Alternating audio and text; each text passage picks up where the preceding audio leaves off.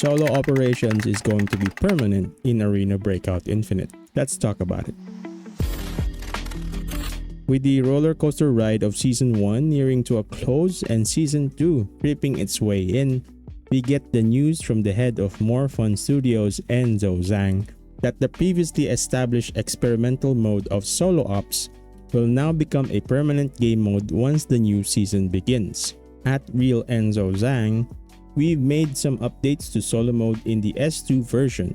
It will run on forbidden difficulty with matching loot and will be permanent. We're planning to keep building on it, so let me know what you think.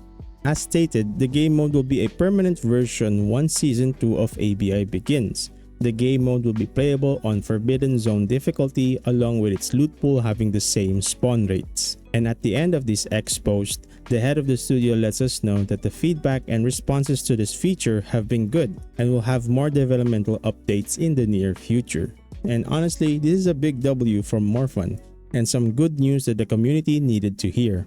We have some replies on the post sharing their thoughts and feedback on the news. At Imao from YT, like Critical Motion said, having a map rotation similar to what Apex Legends does every few hours. Map rotations is an interesting idea if you think about it. It may not fix the issues we currently have with matchmaking where we take longer queue times and at times we encounter AI players in the raid. But a map rotation similar to what Apex Legends does would be an improvement toward the issue. At McFly223, more than one map at a time. I love playing Northridge but I hate TV. So when TV is on, I just don't play for a week. The only concern there would be is player preference, whereas not everybody may want to play on the current map on the rotation and end up skipping it until the next one. It certainly piques some interest in applying this idea, but I don't see the developers taking this path. I would love to be proven wrong though. At Lucius Dan, this is a change many players wanted for sure. Would love to see a duos mode as well. But solidifying Solo Forbidden as a permanent feature is a big step. The addition of a potential duos mode would make a lot of sense to give players more options on queuing up. This is particular to those players who tend to play as duos most of the time, or when a third or fourth player is not available for squad raids. If added, this will give the player base a variety of options on how they can play the game, and hopefully it's all applied in every map, as we've seen solo ops only being playable on Northridge and TV Station. So it would definitely be a good idea if the solo experience can also be applied to all map selections in the game. Continuing on, having solo operations does have its drawbacks. Based from my experience, you will run into more campers, rats, and worst of all, cheaters taking advantage of the supposed even playing field, adding to the fact that the loot value of items will be in Forbidden Zone tier. The profit you can gain in a solo op with these kinds of settings would earn you millions in a couple of successful raids. The less players you have to worry about means the more loot you can rake in for yourself, without worrying about any loot goblins or griefers. But this will come with higher stakes though, as it will make players play with every tactic they could think of, holding every angle, bringing the strongest loadouts, which by the way a gear cap should be applied in this mode, and currently the most dominant way to destroy players in PvP, you guessed it, grenades, and yes, more grenades. So it will be interesting to see when Forbidden Solo Ops will put more attention towards the gameplay issues and concerns we currently face. Roth though from Reddit, there will be essentially no reason to play another mode while solo then, meaning LD and Forbidden normal modes will have nothing but squads or player bots. Not terrible, it should be squad versus squad anyway, we'll see how it plays out. There are also concerns of having less players play into squad-based raids and will most likely have their filler bots to make a lobby. This falls more on the lap of the game itself and its marketing team to invite more players to check out ABI, because as much ideas they may pump out during these few months, it would not really matter if there are not enough players participating in the game at all. Dark Angel 6975, has there been a date set for Steam release yet? I've been wanting to just switch over to Steam so I can buy stuff through Steam.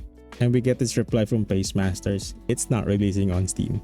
So this may be the best time that they could finally do it. Pull the trigger and release on the Steam platform. Sadly, there has been little to no information about this and has been more of a wishful thinking for everybody on ABI. But apart from this, there's mostly positive praise from the player base from this post on X and also Reddit as well. From Robin, best news since the game launched, to be honest.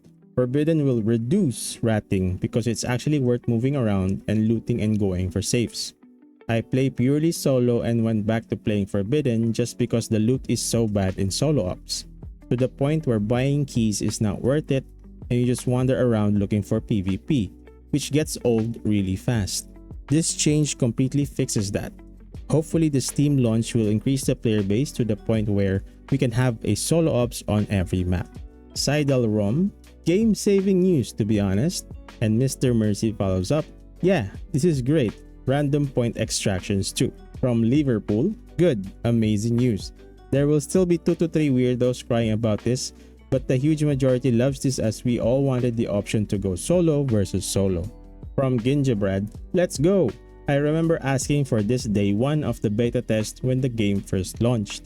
This is a huge W for the solo community and the extraction shooter genre. It would be great if we can also add solo ops only leaderboards so we can compete within our community. So it's clear that this has been a big win for the ABI community and builds up some positive momentum approaching the new season. Speaking of the new season, it will be titled Crimson Edge and is estimated to begin around the 10th of July of this year.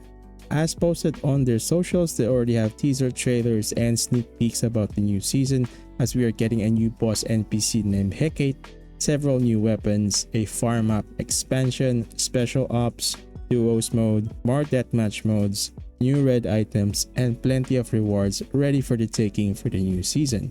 If you want some early preview footage of the upcoming changes to Season 2, like the new POIs like the Small Hall, Southeast Village, the farm map redesigns to the structures, new weapons gameplay, and more, kindly check out some of the short videos I've made displayed here, and they're also linked down below. For me, even with the issues currently present in the game like matchmaking queues, grenade abuse, gear cap bypass, and the arcade-like vision that they're leaning towards to for the game, ABA has come a long way despite its young age in development, and it will be interesting to see what's in store for the new season. So what do you guys think about solo ops becoming a permanent game mode for ABI? Will you be playing it once the new season begins? And what other updates should they do or prioritize in the new season? Comment "Let's go solo" if you watched until the end. If you found this video useful, kindly drop a like, share this with a friend, and if you are new here, consider subscribing today. Massive shout out to all of these commenters from the previous video I made. Thank you so much for your support, and if you want to get featured in the next video, you know what to do. Thank you so much for watching. You guys are the best. See you in solo ops.